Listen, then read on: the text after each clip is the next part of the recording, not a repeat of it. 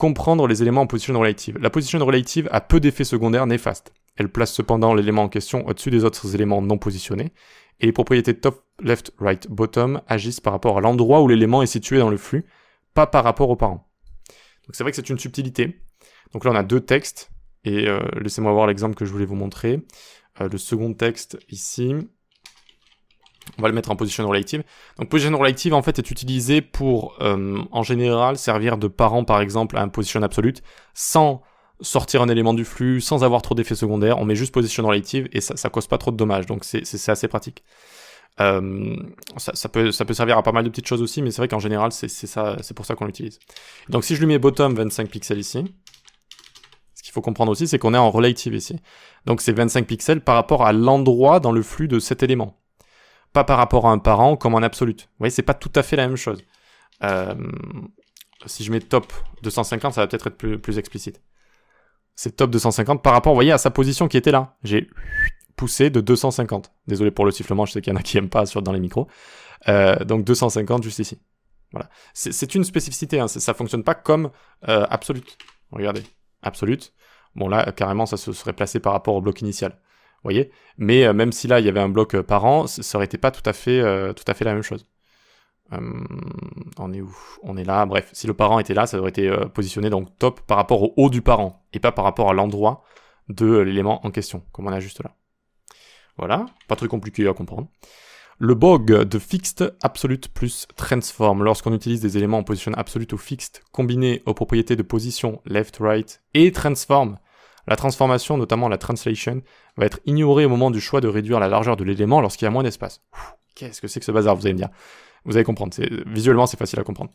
On peut régler ce problème en donnant une width définie avec une valeur absolue ou en créant un container qui prend toute la largeur. Ok, donc qu'est-ce que c'est que ce bug? Ce bug arrive lorsqu'on veut créer une navbar qui est fixée.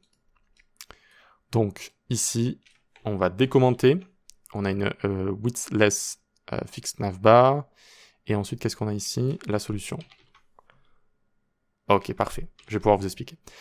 Donc on a une widthless fixe ici, donc elle va être positionnée, on peut la mettre à 0 là, donc elle est fixe. Ça veut dire quoi? Ça veut dire qu'elle va suivre notre scroll. Elle va suivre notre scroll.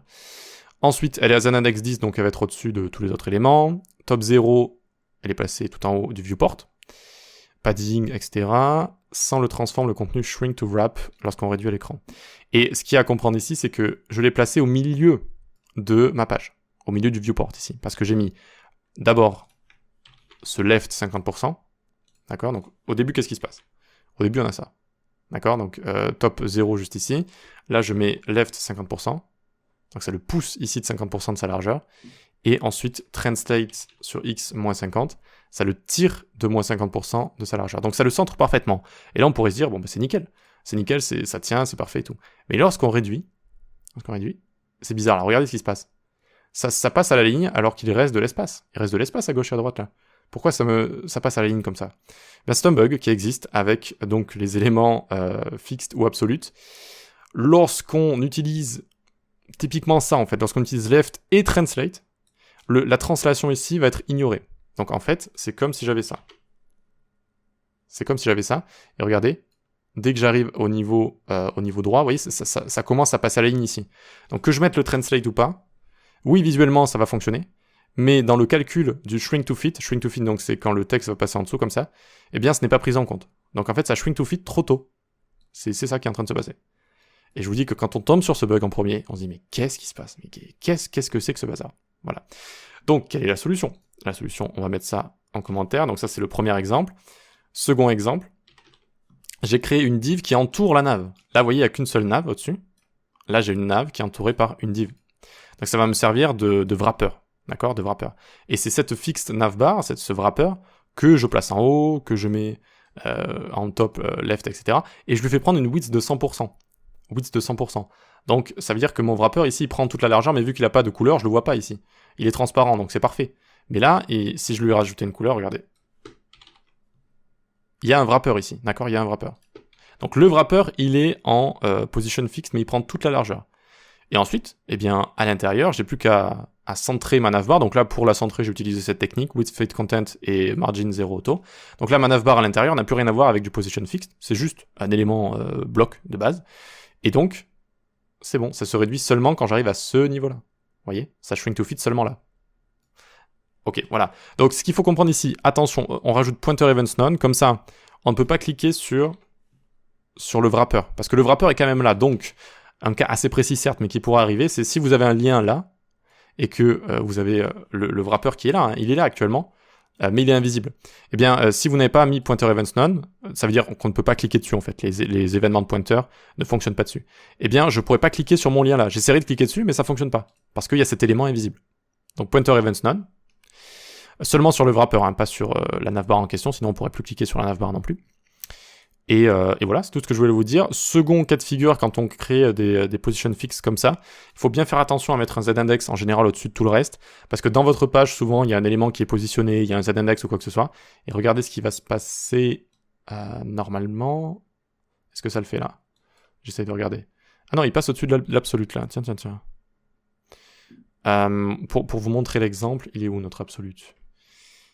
C'est quelque chose qui est assez courant, donc je tiens quand même à vous le montrer. Donc ici, on va lui mettre z-index, je sais pas moi, 2 comme ça. Oh, décidément, il veut pas me l'écrire. Voilà. Voilà. Vous voyez ce qui se passe là? Parfait. Ah ben ça le faisait aussi là. Ouais, finalement c'est bon. J'avais pas besoin d'écrire là. Ça le faisait aussi au niveau de ces cartes-là. Vous voyez, ces cartes-là sont positionnées, donc on imagine un effet de style sur notre site ou quoi que ce soit. Et ben, elles vont passer au-dessus de ma navbar juste ici. Ces éléments qui sont positionnés, parce qu'elles sont positionnées avec un z-index. Donc elles ont créé un nouveau contexte d'empilement, et elles sont au top niveau de l'ordre de peinture.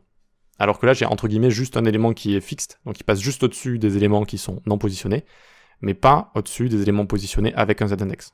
Voilà.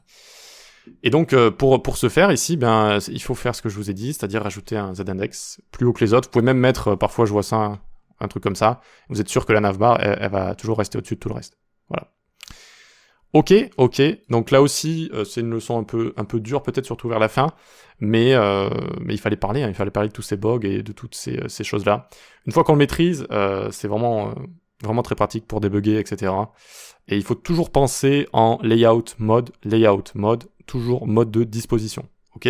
CSS n'est que ça en fait, ce n'est que des modes de disposition qui interagissent les uns avec les autres, etc. Si on comprend comment ça fonctionne, on a tout compris. Enfin, il reste quand même après pas mal de petits bugs précis, mais on comprend 99%, quoi. Ok, allez, on passe à la suite.